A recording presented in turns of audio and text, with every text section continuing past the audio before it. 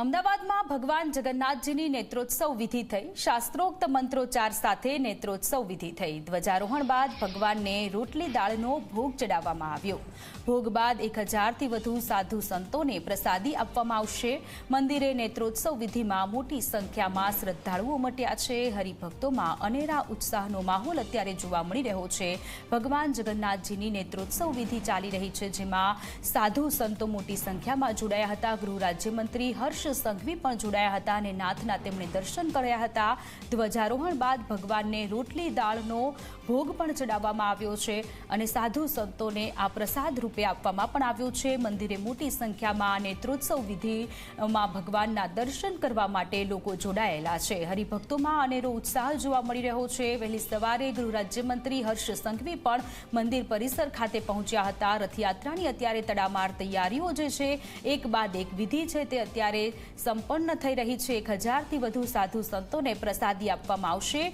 ભગવાન જગન્નાથજીની રથયાત્રાને લઈને શહેરીજનોમાં અત્યારે અનેરો ઉત્સાહ જોવા મળી રહ્યો છે। ત્યારે નેત્રોત્સવ વિધિ આજે થઈ અને ગૃહ રાજ્યમંત્રી હર્ષ સંઘવીએ ભગવાનના આશીર્વાદ લીધા, આરતી કરી છે। ભગવાન જગન્નાથજીની નેત્રોત્સવ વિધિમાં તેઓ ઉપસ્થિત રહ્યા હતા। સાથે 1000થી વધુ સાધુ સંતો કે જેઓ આ નેત્રોત્સવ વિધિમાં જોડાયા હતા, તેમને રોટલી દાળનો પ્રસાદ પણ આપવામાં આવ્યો છે।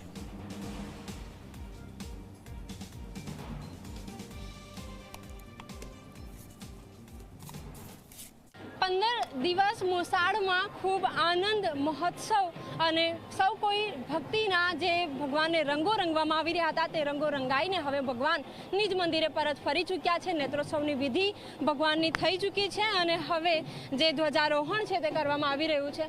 આખા વર્ષ દરમિયાન માત્ર આજનો એવો દિવસ હોય છે કે જેમાં ભગવાનના મંદિરે ધ્વજારોહણ કરવામાં આવતા હોય છે।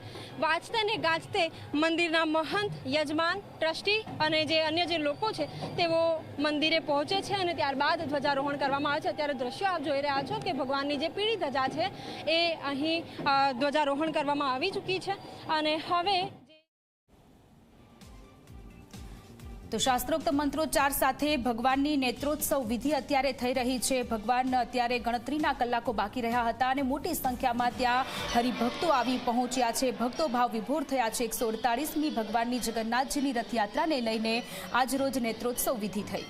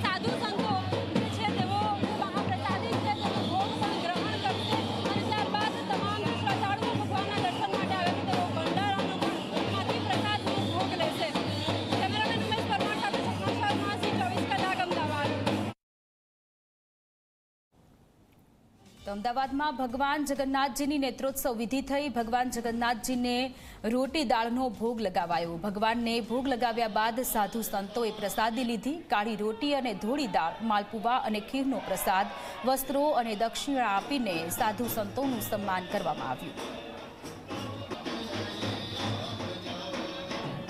ભગવાન જગન્નાથજી જ્યારે મોસાળમાં જાય છે, ત્યારે પરત આવે છે, ત્યારે તેમની આંખો આવી જાય છે અને ત્યારે આ વિધિ કરવામાં આવતી હોય છે, જેને નેત્રોત્સવ વિધિ કહેવામાં આવતી હોય છે। કારણ કે ભગવાનના આંખે પાટા બાંધવામાં આવતા હોય છે અને આ આખી વિધિને નેત્રોત્સવ વિધિ કહેવામાં આવે છે। ત્યારે મોટી સંખ્યામાં શહેરીજનોની સાથે સાથે સાધુ સંતો પણ આ વિધિમાં જોડાતા હોય છે।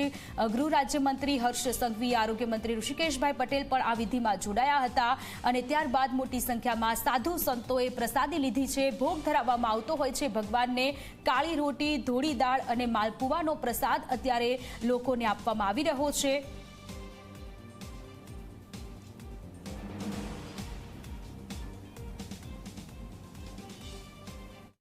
ભગવાન શ્રી જગન્નાથજી 15 દિવસ મામાના ઘરે રહીને હવે નિજ મંદિરે પહોંચી ગયા છે.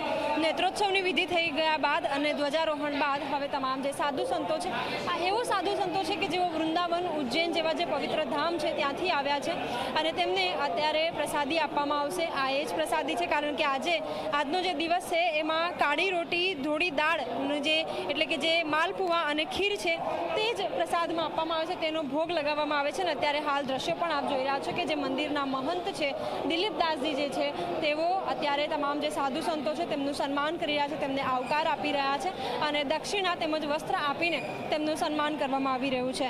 1000 જેટલા જે સાધુ સંતો છે તેઓ અત્યારે પ્રસાદી લેશે અને ત્યારબાદ મંદિરના જે અન્ય જે લોકો છે, શ્રદ્ધાળુઓ છે કે જેઓ મંદિરે દર્શન માટે આવ્યા છે, તેઓ પણ ભંડારાનો લાહવો લેશે, ભગવાનની પ્રસાદીનો લાહવો લેશે. અને અત્યારે તમામ સાધુ જે સંતો છે જેઓ દૂર દૂરથી આવ્યા છે તેઓ પ્રસાદી ગ્રહણ કરી રહ્યા છે. કેમેરામેન ઉમેશ પરમાર સાથે સપના શર્મા, ઝી 24 કલાક, અમદાવાદ. અમદાવાદમાં 148મી રથયાત્રાની પૂરજોશમાં તૈયારીઓ ચાલી રહી છે, ત્યારે ગૃહ રાજ્યમંત્રી હર્ષ સંઘવીએ મંદિરમાં દર્શન કર્યા. ભગવાન જગન્નાથજીની ગૃહ રાજ્યમંત્રીએ પૂજા કરી. રથયાત્રા રૂટનું પણ તેમણે નિરીક્ષણ કર્યું. મુસ્લિમ સમાજ દ્વારા ગૃહ રાજ્યમંત્રીનું સ્વાગત કરવામાં આવ્યું. તો ગૃહ રાજ્યમંત્રી હર્ષ સંઘવી કે જેઓ આ નેત્રોત્સવ વિધિમાં તેમણે ભાગ લીધો હતો, તેમનું સ્વાગત કરવામાં આવ્યું હતું. આ સાથે તેમણે મંદિર પરિસરમાં નિરીક્ષણ કર્યું હતું. જે રૂટ છે રથયાત્રાનો તે રૂટ પર પણ તેમણે નિરીક્ષણ કર્યું. આ સાથે મુસ્લિમ જે સમાજના આગેવાનો છે તેમના દ્વારા ગૃહ રાજ્યમંત્રી હર્ષ સંઘવીનું સ્વાગત કરવામાં આવ્યું છે. મુસ્લિમ સમાજ દ્વારા તેમનું સ્વાગત કરવામાં આવ્યું છે. આજે નેત્રોત્સવ વિધિ થઈ. ભગવાન જ્યારે 15 દિવસ મોસાળમાં હોય છે ત્યારે પરત ફરતા હોય છે ત્યારે તેમની આંખો આવી જતી હોય છે અને ત્યારબાદ તેમને આંખો પર પાટા બાંધવામાં આવતા હોય છે. આખી વિધિને નેત્રોત્સવ વિધિ કહેવામાં આવતી હોય છે અને ઘણા બધા ભક્તોમાં અત્યારે અનેરો ઉત્સાહ જોવા મળી રહ્યો છે. ગૃહ રાજ્યમંત્રી હર્ષ સંઘવીએ પણ સ્થળોનું નિરીક્ષણ કર્યું હતું.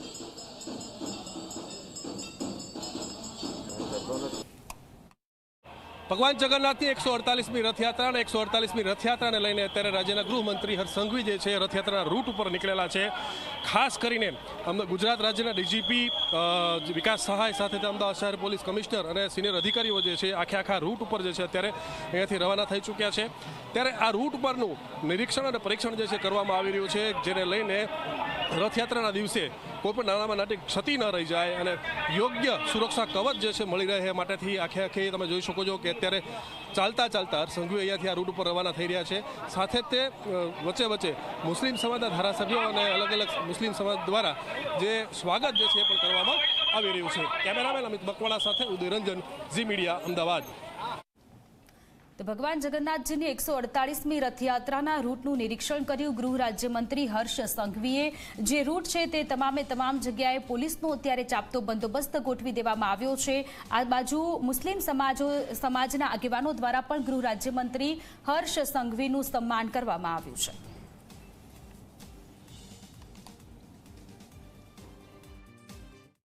ભગવાન જગન્નાથની 148મી રથયાત્રા અને 148મી રથયાત્રાને લઈને અમદાવાદ શહેર પોલીસ કમિશનરની સાથે ત્યારે રાજ્ય ગૃહમંત્રી હર્ષ સંઘવી અને ગુજરાત પોલીસ વડા વિકાસ સહાય તમે જોઈ શકો છો કે આખા રૂટ પર જે છે અત્યારે પરીક્ષણ અને નિરીક્ષણ કરવા માટે નીકળી ચૂક્યા છે.